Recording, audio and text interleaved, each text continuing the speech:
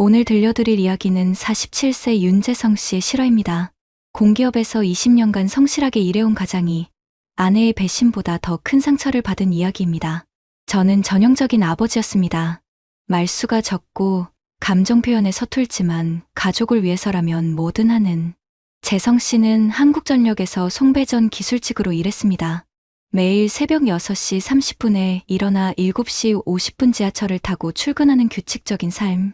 아내 수연 씨는 동네 중학교에서 급식조리원으로 일했고 고등학교 1학년인 딸 지우는 조용하지만 예쁘게 자라고 있었습니다. 20년 근속이면 이제 안정기죠.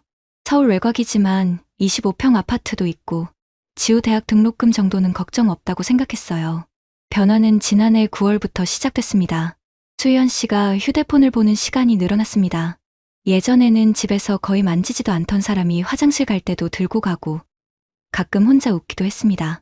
처음에는 가족 단톡방이나 동네 맘 카페인 줄 알았어요. 별일 아니라고 생각했죠.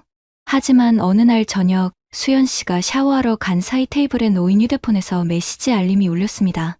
화면에 민호 오빠라는 이름이 떠 있더라고요. 오늘도 잘 잤어? 내가 없으면 잠이 안 와라는 메시지였어요. 가슴이 답답해졌습니다.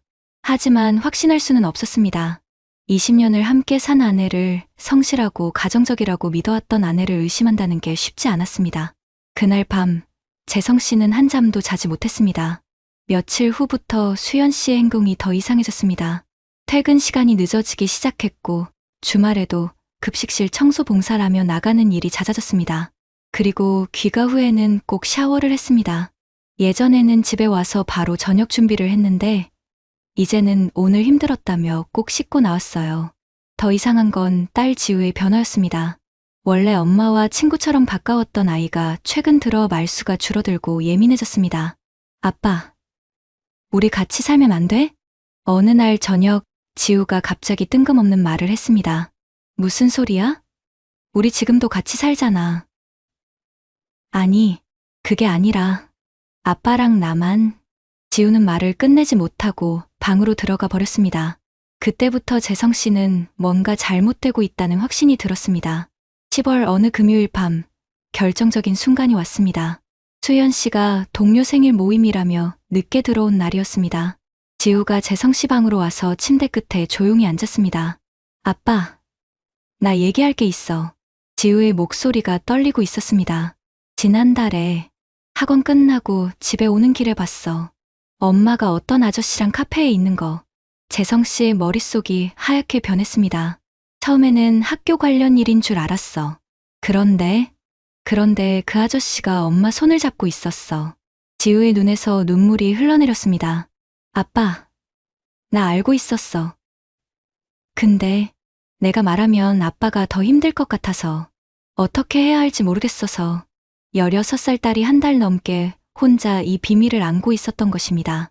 재성 씨는 아내의 배신보다 딸의 고통이 더 마음 아팠습니다.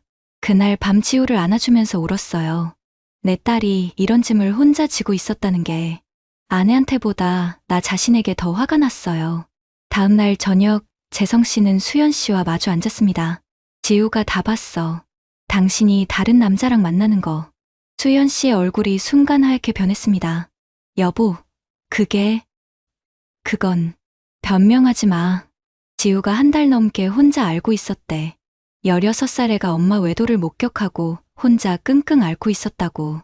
수연 씨가 울기 시작했습니다. 하지만 재성 씨는 무표정했습니다. 급식실에서 인정받지 못하는 내가 온라인에서는 달랐어요. SNS에서 만난 사람이었어요. 처음에는 정말 상담만 하는 사이였는데 민호라는 남자지? 여보가 말이 없고 관심도 없고 내가 여자인지도 모르는 것 같아서 재성 씨의 분노가 폭발했습니다.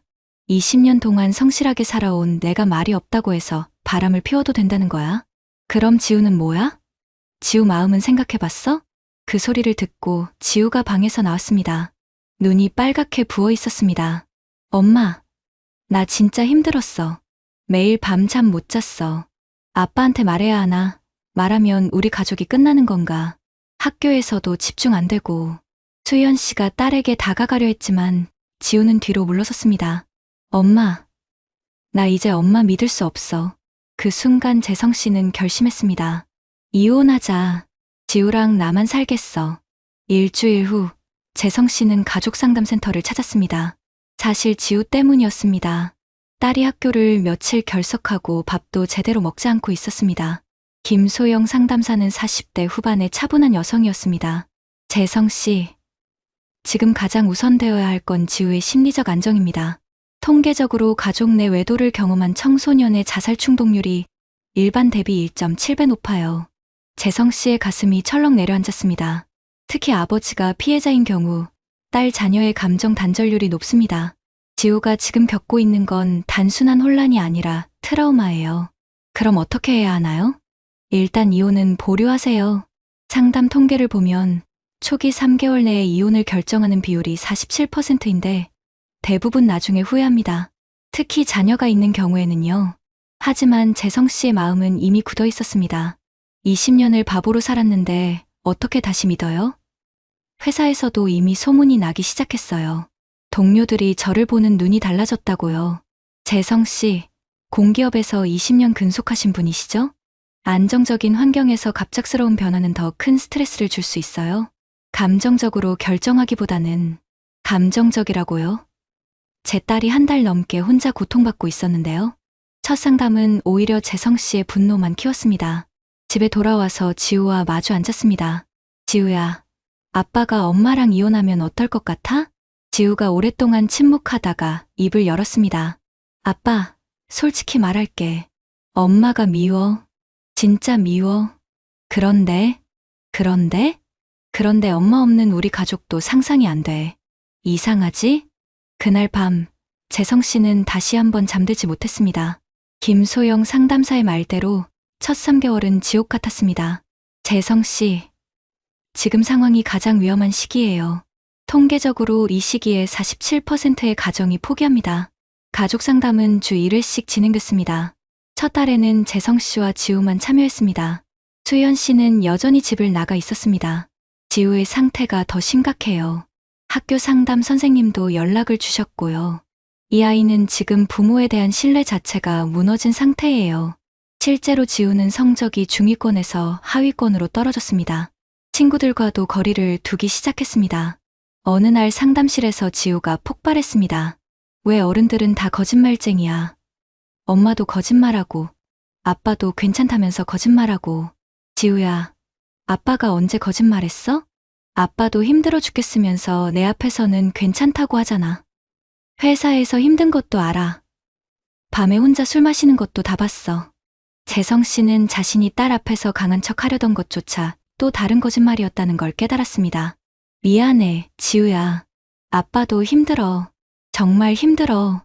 그때부터 재성 씨는 딸 앞에서도 솔직해지기 시작했습니다. 2개월째 수연 씨가 상담에 참여하기 시작했습니다. 첫 만남은 최악이었습니다. 여보, 정말 미안해. 민호 씨와는 완전히 끝났어. SNS도 다 삭제했고. 끝났다고 해서 끝나는 게 아니에요. 재성 씨의 목소리는 차가웠습니다. 20년 동안 성실하게 살아온 제가 말이 없다고 해서 당신이 바람을 피울 이유가 되나요? 저도 급식실에서 인정받지 못하는 당신 마음 몰랐을 것 같아요. 그래도 가정을 지켰잖아요. 김소영 상담사가 개입했습니다. 재성 씨, 수연 씨, 지금은 서로를 비난할 때가 아니에요.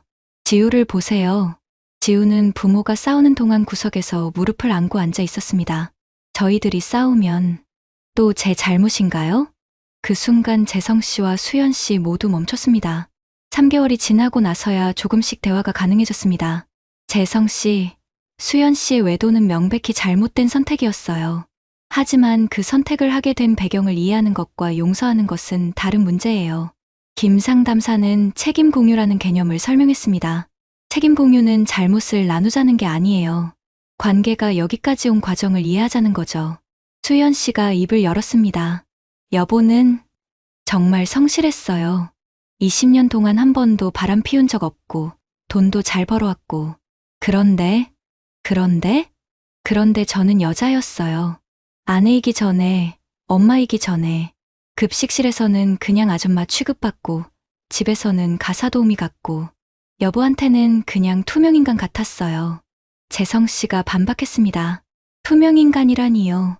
매달 생활비 꼬박꼬박 주고 가족 여행도 가고 돈 주는 게 사랑이에요?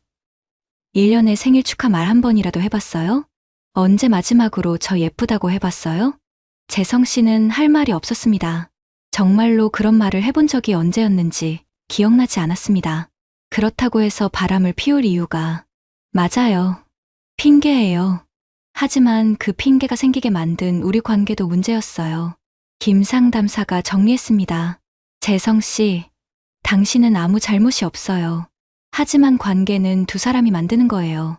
수연 씨의 선택은 잘못됐지만 그 선택을 하게 된 외로움은 진짜였어요. 그날 밤, 재성 씨는 회사 동료들의 시선을 생각했습니다. 정서적 거리감이 생겼다는 말이 맞았습니다. 점심시간에 혼자 먹는 날이 많아졌고 회식에서도 살짝 소외되는 느낌이 들었습니다. 내가 피해자인데 왜 내가 숨어야 하지? 하지만 동시에 아내의 말도 계속 마음에 걸렸습니다. 5개월째 드디어 구체적인 약속을 정하기 시작했습니다. 신뢰 회복을 위한 구체적인 규칙이 필요해요. 김 상담사가 제시한 신뢰 재형성 방안은 이러했습니다. 1점 투명성 규칙. 수연 씨 휴대폰 6개월간 공개 비밀번호 공유. 외출 시 사전 알리고 귀가 후 보고 SNS 계정 모두 삭제 후 6개월간 사용 금지. 2점 가족 시간 규칙. 주말 가족 시간 의무화 토요일 오후 3시간. 부부 1대1 대화 시간 주 2회 30분. 지우와 개별 대화 시간 매일 저녁 10분. 3점 변화 증명 규칙. 수연 씨 급식실 야간 아르바이트 추가 가정기여도 증명. 재성 씨 감정 표현 연습 칭찬, 격려 말하기. 처음에는 어색했습니다. 여보, 오늘 머리 예쁘다. 왜? 20년 만에 처음 들어보는 말이라 지우도 처음에는 어색해했습니다. 아빠, 억지로 하는 것 같아. 맞아, 억지야. 그런데 억지라도 해야겠어. 너한테 미안해서. 내면 아이 접근법이라는 상담 기법도 활용했습니다. 재성 씨는 어린 시절 아버지로부터 받지 못한 정서적 지지에 대해 이야기했습니다. 우리 아버지도 말이 없으셨어요. 사랑 표현을 어떻게 하는지 몰랐죠. 그래서 저도, 지우도 자신의 마음을 털어놓았습니다.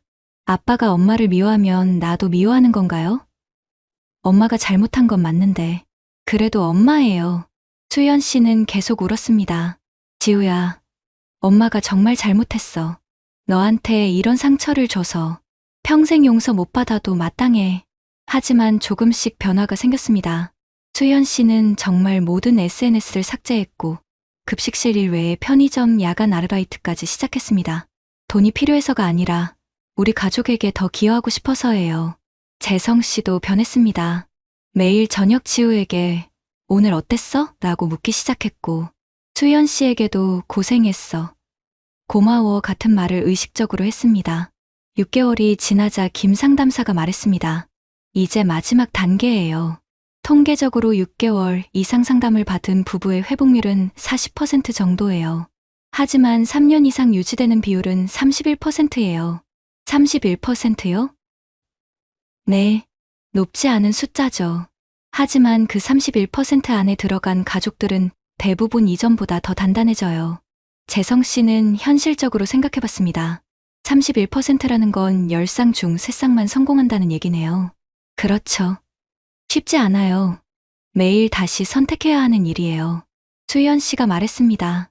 여보, 우리가 그 31% 안에 들 수 있을지 모르겠어요. 하지만 해보고 싶어요. 지우도 의견을 냈습니다. 완전히 예전 같지는 않을 것 같아. 그런데 이것도 우리 가족이잖아. 새로운 우리 가족. 재성 씨는 오랫동안 고민했습니다. 회사에서의 시선, 경제적 계산, 무엇보다 자존심. 하지만 결국 선택했습니다. 해보자. 다만 조건이 있어. 뭔데? 다시는 배신하지 마. 그리고 지우가 다시 그런 고통받는 일은 절대 없게 해줘. 약속해. 1년이 지난 지금 윤재성 씨 가족은 새로운 일상을 만들어가고 있습니다. 완전히 예전 같지는 않아요. 아마 영원히 그렇지 않을 거예요. 하지만 이상하게 지금이 더 솔직한 것 같아요. 재성 씨는 이제 수연 씨에게 일주일에 한 번은 예쁘다, 고마워라는 말을 합니다. 처음에는 어색했지만 이제는 자연스러워졌습니다. 수현 씨는 아직도 휴대폰을 공개하고 있습니다. 6개월이 지났지만 스스로 계속하고 있습니다. 신뢰는 한번 깨지면 다시 쌓는데 오래 걸린다는 걸 알았어요. 급하게 서두르지 않을게요. 지우는 성적도 다시 올라왔고 친구들과의 관계도 회복됐습니다. 며칠 전에는 이런 말을 했습니다. 아빠, 엄마 일 때문에 처음에는 어른들이 다 밉고 가족이라는 게 허상 같았어. 그런데 지금은 가족이 완벽한 사람들이 모여 사는 게 아니라는 걸 알겠어. 그래? 상처받은 사람들이 매일 다시 선택하면서 만들어가는 거였어. 우리처럼. 재성 씨는 지우의 말에 깊은 감동을 받았습니다. 회사에서의 시선도 조금씩 나아지고 있습니다. 동료들이 처음에는 어색해했지만 재성 씨가 평소와 다름없이 성실하게 일하는 모습을 보면서 다시 인정해주기 시작했습니다. 피해자인데 왜 내가 숨어야 하나 생각했는데 그냥 당당하게 사는 게 답이었어요. 마지막으로 재성 씨가 전하고 싶은 말입니다. 저는 아내를 용서한 게 아니에요. 용서라는 단어도 맞지 않는 것 같아요. 그럼 뭔가요? 선택이었어요. 매일 다시 선택하는 거였어요. 오늘도 이 가족을 선택할 것인가? 힘들지 않으세요? 힘들죠. 가끔 화도 나고. 그런데 지우가 말한 대로예요. 가족이라는 건 완벽한 사람들이 모여 사는 게 아니더라고요. 재성 씨는 잠시 멈춘 후 계속했습니다. 31%의 확률이 높다고 할 수는 없어요. 하지만 우리는 그 안에 들어가기로 했어요. 매일 다시 선택하면서요. 지금도 재성 씨 가족의 여정은 계속되고 있습니다. 완벽하지 않지만 진실한 가족을 만들어가고 있습니다. 가족이라는 건 정말 어려운 것 같습니다. 때로는 가장 가까운 사람이 가장 큰 상처를 주기도 하고 그 상처를 치유하는 것도 결국 가족이더라고요. 윤재성 씨 가족처럼 완벽한 용서가 아니어도 완벽한 회복이 아니어도 매일 다시 선택하는 것. 그것이 진짜 사랑의 의미일지도 모릅니다. 혹시 비슷한 고민을 가지고 계시다면 혼자 끙끙 앓지 마시고 전문가의 도움을 받아보세요. 31%의 확률이 낮게 느껴질 수도 있지만 그 안에 들어간 가족들은 이전보다 더 단단해진다고 합니다. 구독자님들, 오늘 사연 댓글로 공유해 다른 분들과 함께 의견 나눠보세요. 저도 읽어보며 소통하겠습니다.